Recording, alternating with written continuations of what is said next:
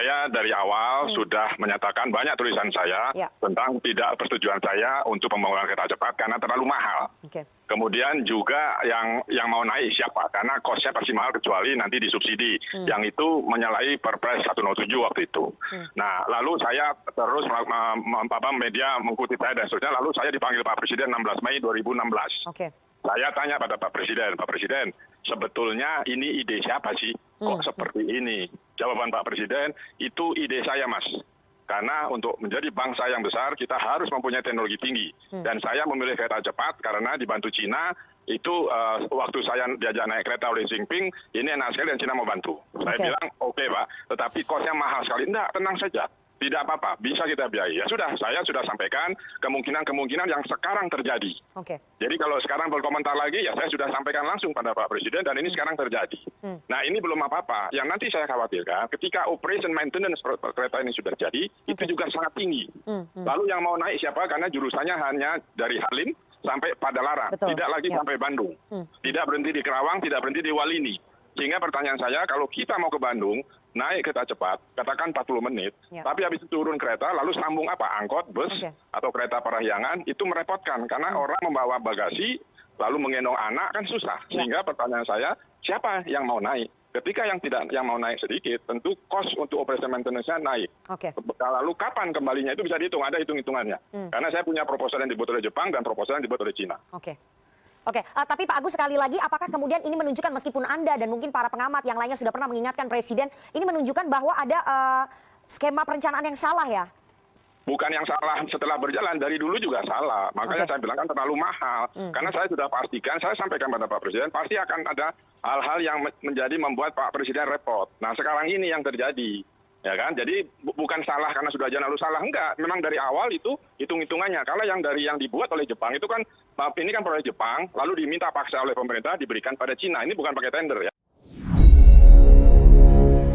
Pejabat negara yang selalu menjadi kepercayaan pemimpin populer, ya dia lagi, ternyata sekarang tugasnya ditambah untuk menyelesaikan proyek kereta cepat Bandung-Jakarta. Triliunan anggarannya untuk membangun dengan harga lebih mahal daripada membangun kereta Beijing-Shanghai yang berbatu, bergunung yang terjal secara harga per kilometernya. Membangunnya di saat negara lagi miskin lagi, tak beruang, ditambah ekonomi rakyat bawah Senin Kemis. Sementara pejabatnya hanya peduli pada maunya oligarki. Jadinya membangun jaringan kereta cepat itu harus, sekali lagi harus, dan pastinya pakai hutang. Lalu dengan hutang yang kelewat besar tersebut, apa balik nilai ekonomis dengan banyaknya komuter orang yang memakai transportasi kereta cepat tadi? Pertanyaan berikutnya, apa sih urgensinya membangun proyek mercusuar seperti begitu? Proyek itu kalau kita bandingkan dengan uang yang sama buat beli kapal nelayan misalnya, nelayannya kaya, rakyat dapat makan sehat ikan, perompak hasil kekayaan laut Indonesia, kapal-kapal asing terusir, Indonesia nelayannya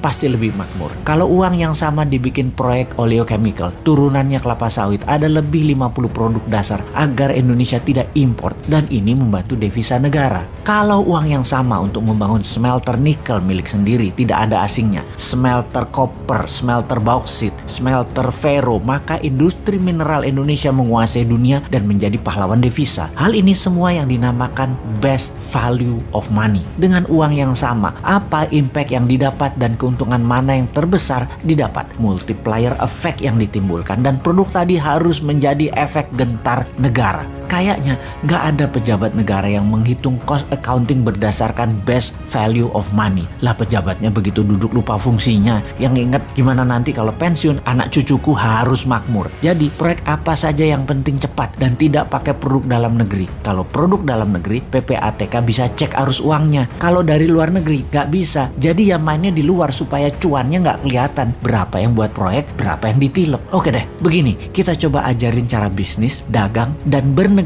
dalam satu penjelasan sekaligus. Nomor 1, spek material harus 100% produk lokal karena hal yang statis sekali lagi harus produk lokal. Mending Krakatau Steel yang buat relnya karena sisanya seperti bantalan dan jaringan-jaringannya yang statis dan elektrik lokal bisa. Tentunya dengan bimbingan yang memiliki lokomotif penarik gerbongnya. Lalu gerbongnya buatan Madiun PT Inka. Jadi hanya lokomotif dan teknologi high speed train yang dibutuhkan dari pihak asing yang ternyata tidak lebih 20% nilai nilai proyek. Ingat, filosofinya kereta cepat atau alat transportasi massal adalah memudahkan perpindahan manusia dari tempat tinggalnya ke wilayah produktif lainnya. Dalam jarak Jakarta-Bandung, ada 3 pemberhentian baru. Jangan yang punya oligarki seperti Grup Lipo, Mekarta, Sinarmas pemberhentiannya. Harus lahan baru milik BUMN yang akan dibangun 1 juta tempat tinggal murah, cicilan tanpa bunga yang dibangun low-rise apartemen, high-rise apartemen, dan land house yang lengkap dengan sekolah, pasar, rumah sakit di setiap wilayah. Murahnya lahan, bangunan murah karena tanpa bunga akan memindahkan 1 juta manusia ke wilayah tempat tinggal baru yang bukan milik oligarki Dracula penyedot hak rakyat dan oligarki perubah peraturan pemerintah sesuai dengan maunya dan keuntungan mereka yang akan meningkatkan keuntungan mereka untuk menjadi sponsor politikus. Profit margin penjualan properti tadi akan menjadi pengurang nilai investasi dan penurun harga ongkos biaya kereta api tadi. Itu baru namanya game changing. Wis,